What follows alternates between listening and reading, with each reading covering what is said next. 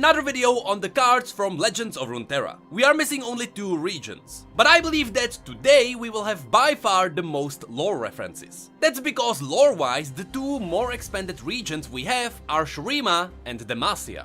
And today we are looking at Demacia. So no matter what plotline you are really interested in Demacia, these cards cover everything. And if you are a lore nerd like me, you will like this video by far the most. So without further ado, let's get on it. Let's start with Lucian, because yes, don't forget that Lucian is a Demacian. We will cover the full story of Lucian, Senna and Thresh next week, so don't worry if you are confused a little bit. Everything will be cleared next week. Lucian's description says, world full of monsters. If you're lucky, they are the ones you can see. The worst are the ones that stay under your skin. Of course, this is a reference to Lucian's entire storyline. His entire life he was dealing with Thresh. And really, he was battling with himself. He couldn't stand the fact that he let Senna get captured, and that was his biggest demon. He was tortured by his own failure. Of course, in the picture you can see that each one of them have their own gun. So this is a picture from the past, because of course in the present Senna has the giant soul-infused cannon. And Lucian is actually carrying both of the pistols. And that part you can see in Lucian's upgraded version. Then there is Relentless Pursuit, which simply says you cannot outrun my vengeance. But then we have a card for Senna herself. Again, this is a picture from the past because each one of them have their own gun. Our sentinels are the first line of defense between the tide of relentless undead and the realm of men. We hit first, hit hard, and never back down when the lives of our companions are on the line. Now, if you haven't read the story of Senna yet, I just quickly want to mention that Senna was hunting demons before Lucian. Senna was following her father's steps, and Lucian joined her. So when Senna is talking about the Sentinels and that entire group, she's actually slightly more knowledgeable than Lucian. But next we have Fiora. The description says, from arena to tournament, training ground to battleground, I long for a worthy opponent. I will not rest until I know I am the greatest. Now, in the story, the last thing that Fiora did is duel Jax, and we still don't know the outcome of that story. However, Fiora's story will come back a lot in these cards, or at least her house will. Because as many of you may remember, Fiora is from House Laurent, which is a dueling family. Everyone there are blade masters trained to win 1v1 duels. However, as you'll see, the name of that family is pronounced differently. It's not House Laurent, because when you play the cards in the game, they actually call out the family's name. And everyone says Laurent. But I'm not sure if I'll be able to remember the House Laurent, so excuse me if I keep saying Laurent. Either way, you can see that in the background there are people who are counting the score. Because again, this picture is part of a tournament. And when Fiora levels up, you can see who won the tournament. As it is with all these cards in this game, you should be paying attention to the details. And in this case, I recommend remembering the guys on either side of her. Especially the blonde guy. That one is easier to remember. And of course he's mad because he's second. Then there is Fiora's Repose, which has an interesting taunt by Fiora. How appropriate, you fight like a Poro. Again, although there are no Poros in Demacia, as far as we know, there is the chance that they know that Poros exist.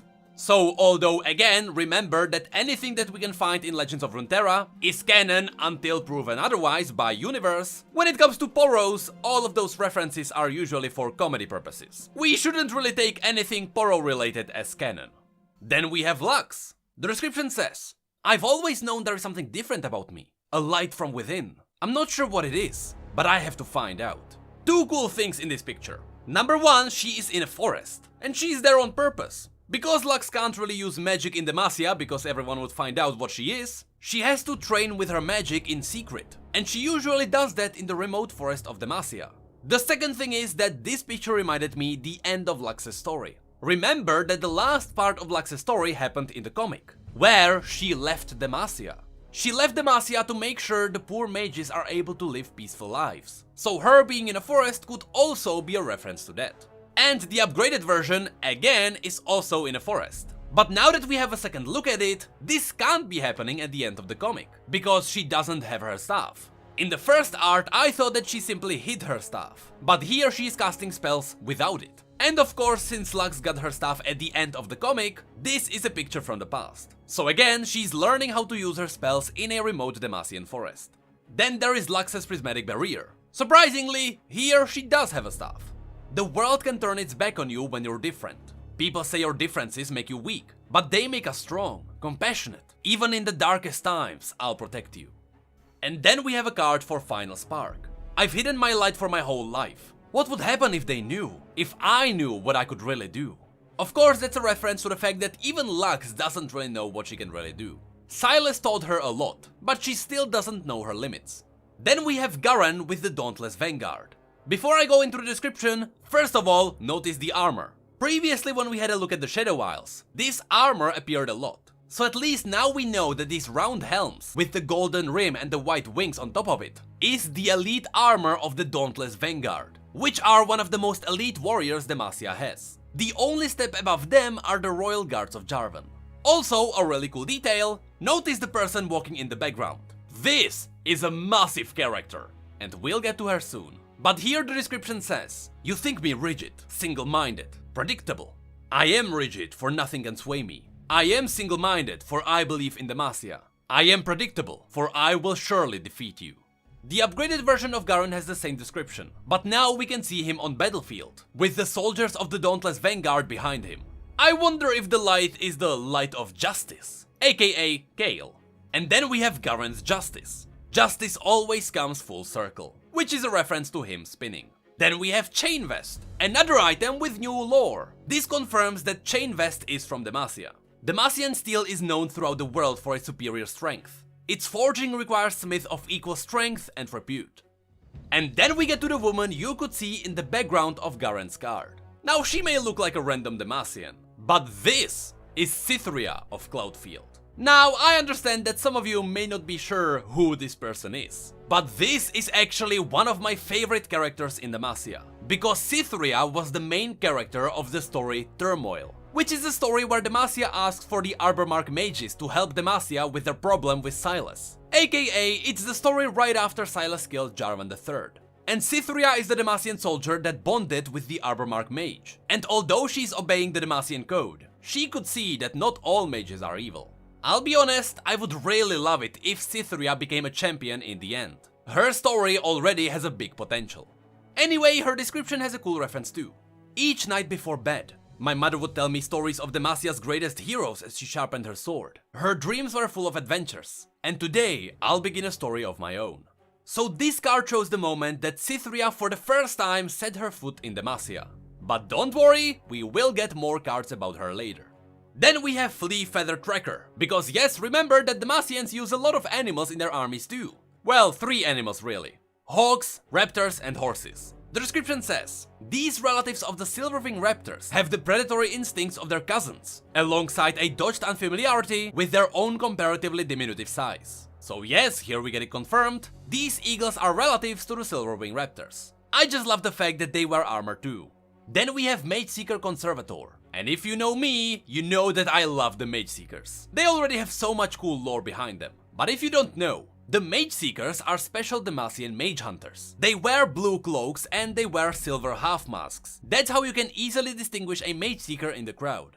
The description says, arcane items have undeniable intrigue, but these objects of power are best left to the capable hands of our experts, and always from the well-meaning ignorance of our citizens. A quote from MAGESEEKER's handbook. Here some people thought that this was Fiddlestick's key, which could be possible because Fiddlesticks will get his rework, which by the way is something we will cover on the channel really soon too. But this key looks more like Thresh's key. So I wonder if Thresh is on the hunt for a MAGESEEKER. Then we have Plucky PORO. Again, anything PORO related should be taken with a handful of salt. New recruit has the kind of endurance and courage shown by our finest soldiers. Will he make it to the Vanguard someday? He's smaller than the rest, but we'll see. Words of a Vanguard Sergeant. Then we have Radiant Strike, which is Lucian's shot from his guns. Undead fight like they've got no tomorrow. We'll make sure they won't get one. Then we have BATTLESMITH. Wars are won in the forge. The 2 really cool things here are the sword. Notice the shape because that one will come back later. That's because the Demacians have very distinct weapons. And I like that Riot did this. I like that Riot decided to give every army very different styles. But also notice where the heck is he forging those weapons? He's either near the Demacian ports, which is strange because why is he on the shores? Or he's on the battlefield. And if Demacian set up forges on the battlefield, that is way cooler. Then we have Border Lookout. Just because it's quiet doesn't mean it's safe. Of course, this person is responsible for sounding the alarm should something bad be happening. And as you can see, we got the armies of the Shadow Isles approaching. And in this army, you can see something familiar. I don't think it is the exact Geist Scuddler, because that creature was insanely massive. But it is cool to see this reference to the Shadow Isles nonetheless. Then we got BRIGHTSTEEL Protector, a member of the Dauntless Vanguard because you can see the armor, golden rims and white wings. We are a prosperous nation because each warrior's fate is a coin we will never be content to spend. The quote of King Jarvan III. I really wonder who they are fighting here. You can see that one Demacian just saved the other Demacian with her shield. But either that was a magical arrow, in which case I have no idea who they are fighting, which would be the reason why the Demacian steel was able to repel it so easily, or it is simply arrows on fire, in which case it could be anything from LUX'S to Freljord. Then we have MageSeeker Investigator. These guys appeared a lot in LUX'S comic. They are also part of the Mageseeker's order. But these guys go from house to investigate just in case there are any mages inside. Now notice what she is holding in her hand here, because we all know what kind of tools the Mageseekers carry. And again, do not worry, this stone disc will come back later. Of course, I should also mention Lux on the left, which might be a reference to her future story. Notice that she already has her staff, so this is after the comics ended. So what might be happening here is that Lux is sneaking back to Demacia to let other mages sneak out safely. Remember, at this moment, only Garen really knows that she is a mage. No one else has any idea. Maybe apart from Aunt Diana. Then we have Mobilize. From the fields to the front in a fortnight. This is what we expect from each and every able body in Demacia. A quote by Garen. And then we have Purify. A spell that shows us the Grey Mark. Now, if you don't know, the Grey Mark is a tool the Mageseekers carry with them. It is a stone disc of pure petricite. They carry it with them because the Grey Mark is able to absorb magic, and therefore they carry it as a shield. Also, when you carry a Grey Mark near a mage, that mage will be in pain, because magic would be literally ripped from their veins. Now, although the Grey Mark was mentioned in the stories a lot, we have actually never seen it. We had no idea what it looks like. So finally, here we get a real Grey Mark revealed. The description says, your petricite Grey Mark is your primary safeguard against magic, a symbol of our responsibilities, and a reminder to others of our authority. Honor it above all else. Another quote from the Mageseeker's Handbook. Then we have single combat. Save your words, we speak with blades. Then there is Vanguard Defender, and this is actually a cool reference to our Shadow Isles video. Because from the Shadow Isles cards, we learned that the Demacians did have a mission on the Shadow Isles. They put together a small army and they ventured there to pure the corruption. But we all know how that ended. Either way, it is cool that the Demacian cards have the other half of that story. We didn't know who or what those creatures were, but we knew the faces of our fellow soldiers by our sides, and that was all we needed. Then we have War Chefs, who are actually battling Noxians, as you can see by their armor. The description says, no one in the Demacian army should be trifled with. Apparently, not even chefs. And then we have the DAWNSPEAKERS. Citizens, evil has taken the hour, but it will not win the day. Remember our fallen, and wear their memories like armor. I do believe that these are simple priests of Demacia. No magic involved, they just preach to calm down the citizens. Maybe this could be even taken place after Jarvan III died. Then we have GARDE. There is not a Demacian alive who'd refuse the LAURENT's lesson in swordsmanship. Our survived one, for that matter. A quote from Fiora. And then we have LAURENT DUELIST. I told you that name is a little bit awkward. He seems appearing fop with the expensive blade. Turns out he really knew how to swing that sword. I demand a rematch, but I missed his name with that ridiculous accent. A quote from the Demacian Ensign. That awkward accent is a reference to his accent in the game. When you play that card, this guy actually does have French accent, just like everyone else from House LAURENT. Then we have LAURENT PROTEGE. He did what? I entrusted him with Pierre de Gallard's priceless dual balanced saber. He said it was only to be used for training. The words of LAURENT Bladekeeper. Now, not only does this guy also have French accent, but the thing that he's holding in his hand is a really cool reference to a real weapon. This thing actually exists in real life, and it is called the Swordbreaker. In the medieval times, when people are dual wielding, they usually had a sword and a swordbreaker, or at least those who could use it. It's a special short sword that can catch your opponent's weapon, and with a strong twist it can break it. I know this because I watch YouTube. Then we have Stand Alone. When others fail, it falls upon the shoulders of a true hero to find a path to victory. Then we have Succession. Vestments of the Dauntless Vanguard are handed down from one soldier to the next, so that new recruits may feel the weight and pride of their responsibilities. And then there is a special card for the Dauntless Vanguard itself. The Dauntless Vanguard are Demacia's most elite warriors, each a legend in their village or shire, but all of them seek to have their names known throughout the realm. Then there is Vanguard Redeemer. Our fallen shall be remembered in every battle cry, in every swing of our swords, and every crash of our shields. Today, we shall be victorious. And then we have Vanguard Sergeant. Again, not only can you notice really cool weapons, but also we can distinguish the sergeants with their special helms. He leads our drills from morning to night, and he's the first to head into the fray. Hard as steel, steady as stone. Couldn't choose a finer leader. Quote of Demacian Ensign. And then we have a card called For Demacia. Again, picturing their special swords.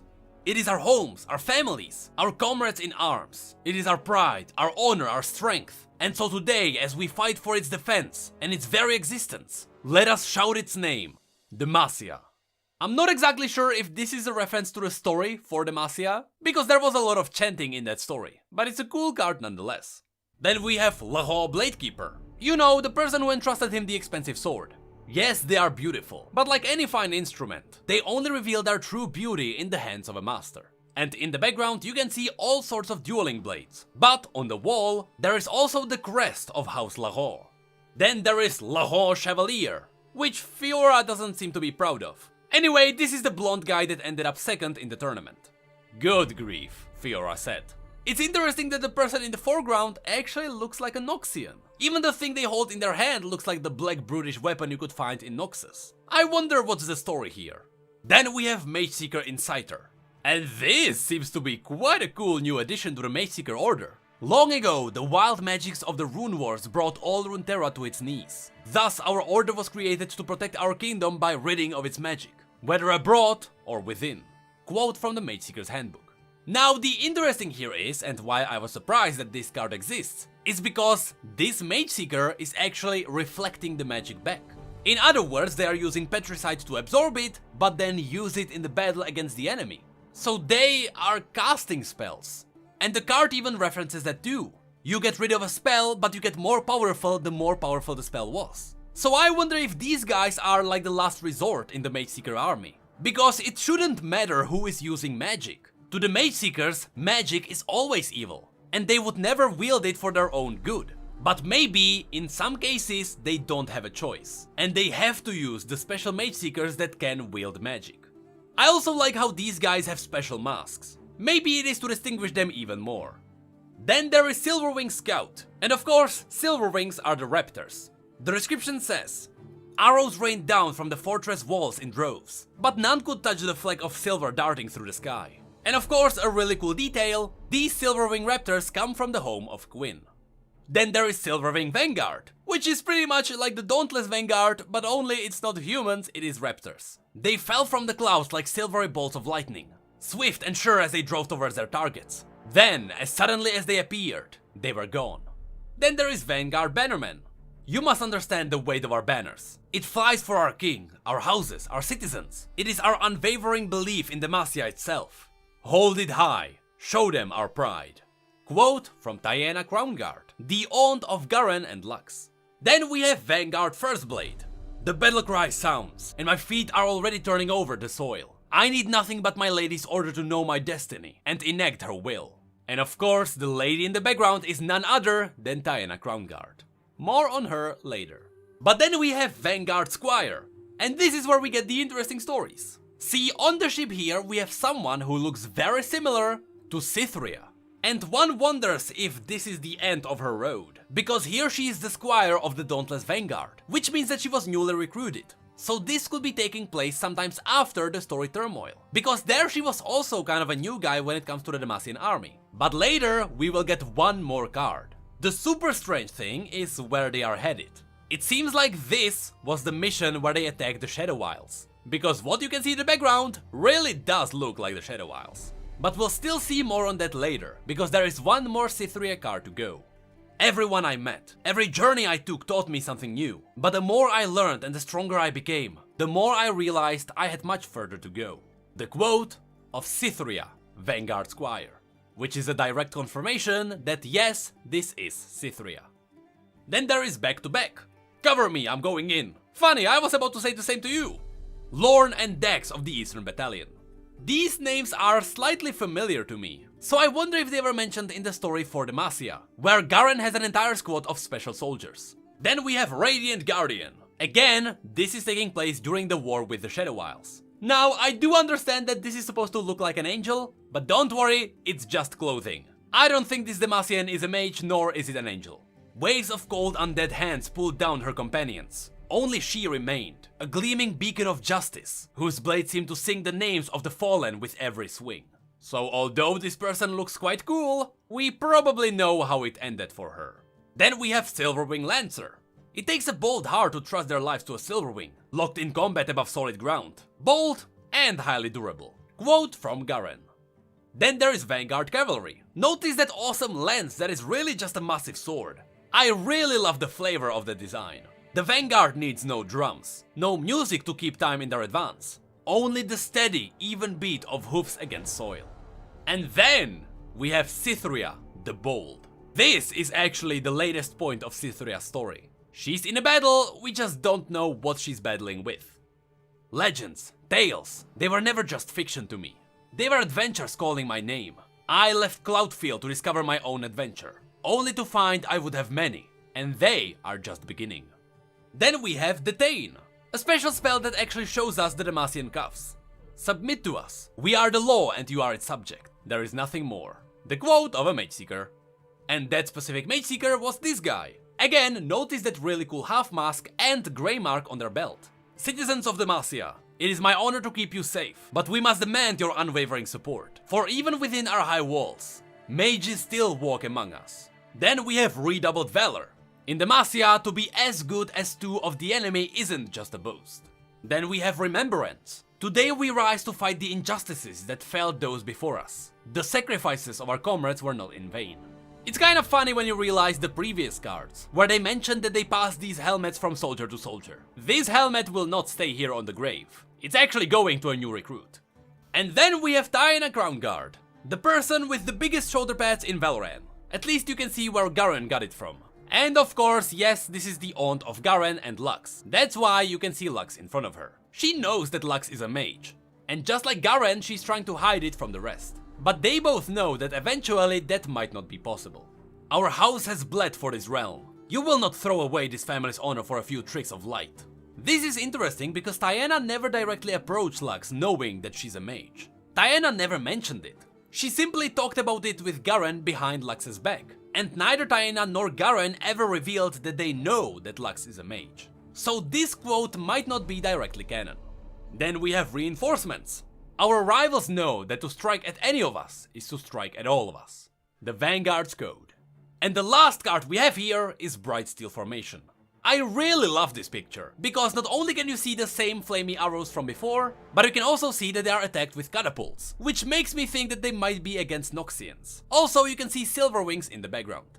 This formation is the basis of our tactics. It requires the faith of each soldier in their shield, and in the shields of their companions. So long as they stand, so too shall all realm. The quote of Garen. But that is it for Demacia. Again, as I told you, these had by far the most lore. We had a lot on Mageseekers, on Lux, on Garen, on all the champions. We even had CITHRIA, the Silverwings, and we learned a lot about the Dauntless Vanguard. And don't forget House LAURENT.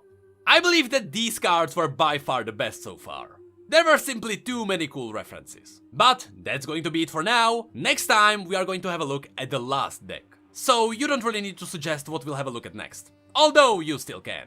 So, because yes, these videos are way too long, I just want to thank you for watching, and I'll see you next time. Hey, did you know that we have social media and Twitch where we talk about other League facts and stories? And did you know that we have neat mugs and shirts too? The links to all of that will be below. And as always, thank you, come again.